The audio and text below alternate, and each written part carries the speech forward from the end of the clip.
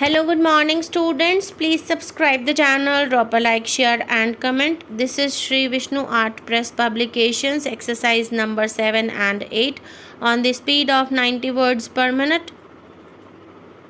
Start.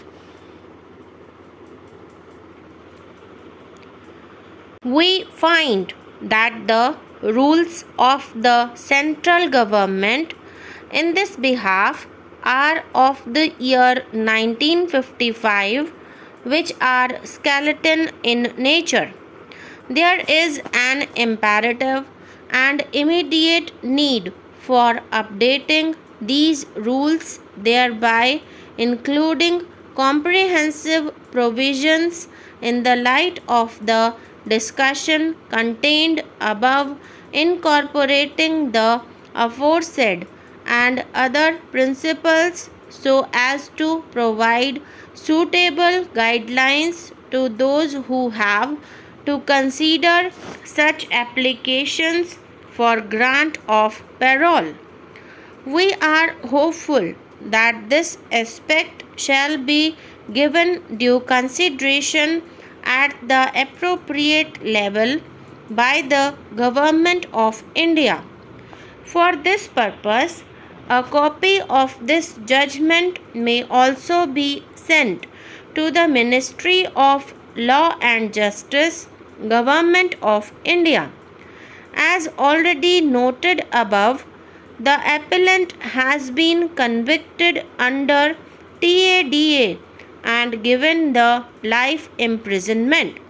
As per the jail custody certificate dated April 13, 2017, produced before us, the appellant had undergone 9 years, 10 months, and 29 days of incarceration till that date.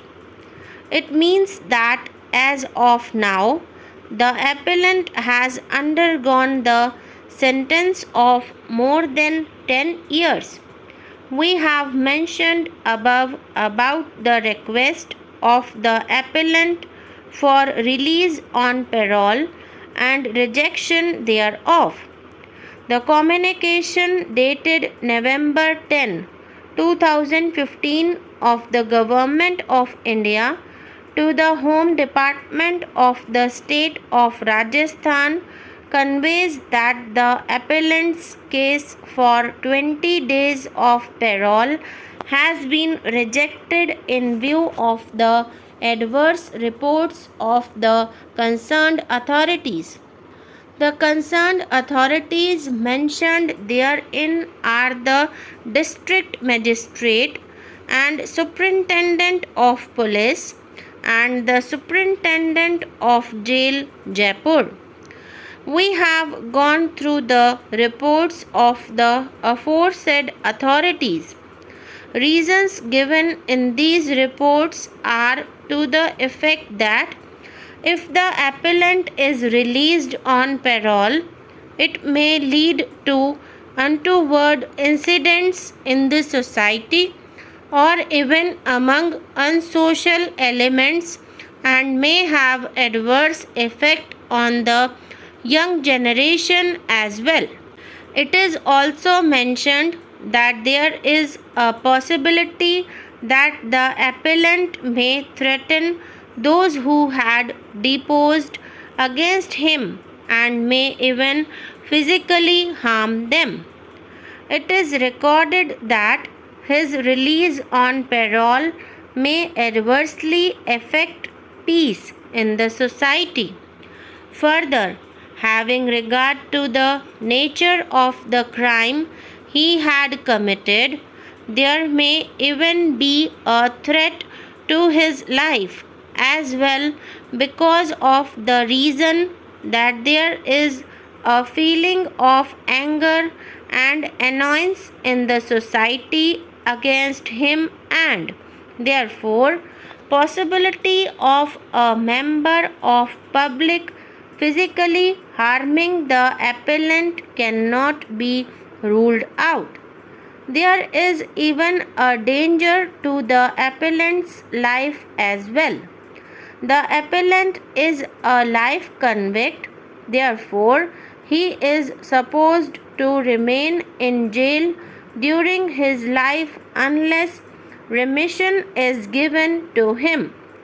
In such a situation, the appellant can, after some time, renew his request for parole when the present atmosphere prevailing outside undergoes a change for better.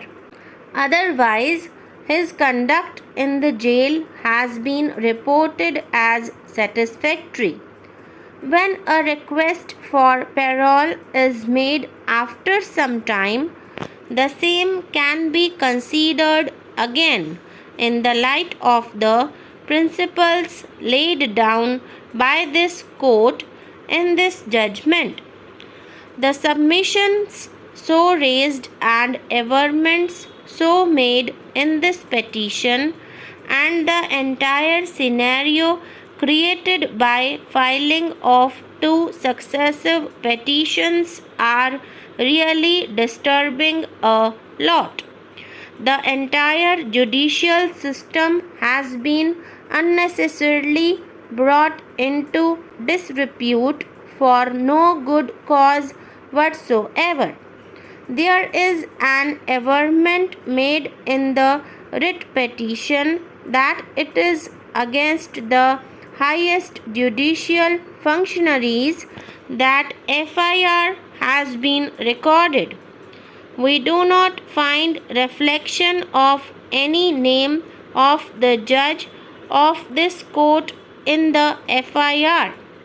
There is no question of registering any FIR against any sitting judge of the High Court or of this court, as it is not permissible as per the law laid down by a constitution bench of 5 honorable judges of this court in the case of K. Veeraswamy versus Union of India 1991 3 SCC 655, wherein this court observed that in order to ensure the independence of the judiciary, the apprehension that the executive being largest litigant, it is likely to misuse the power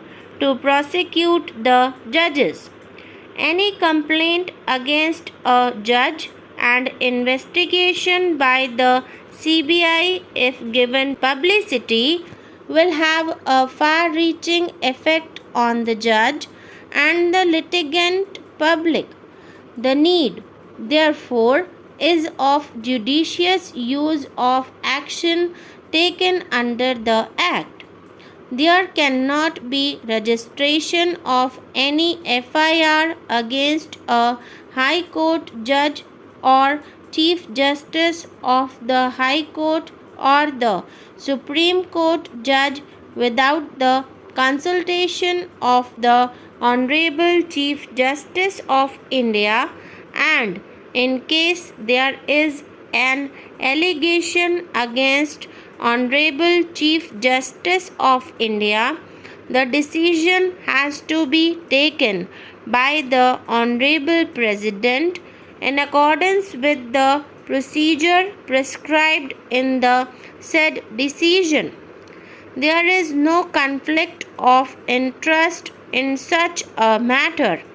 In case judge is hearing a matter and if he comes to know that any party is unscrupulously trying to influence the decision making or indulging in malpractices, it is incumbent upon the judge to take cognizance of such a matter under Contempt of Courts Act and to deal with and punish such person in accordance with law, as that is not the conflict of interest but the purpose for which the entire system exists.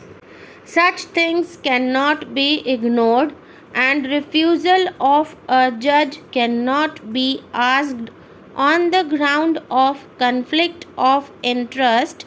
It would be the saddest day for the judicial system of this country to ignore such aspects on the unfounded allegations and materials. It was highly improper for the petitioner to allege conflict of interest in the petition filed that the Honorable Chief Justice of India should not hear on judicial side or allocate the matter on the administrative side. It appears that in order to achieve this end, the particular request has been made by filing successive petitions day after the other, and prayer was made to avoid the Honorable Chief Justice of India to exercise the power for allocation of cases, which was clearly an attempt at forum hunting and has to be deprecated in the strongest possible words.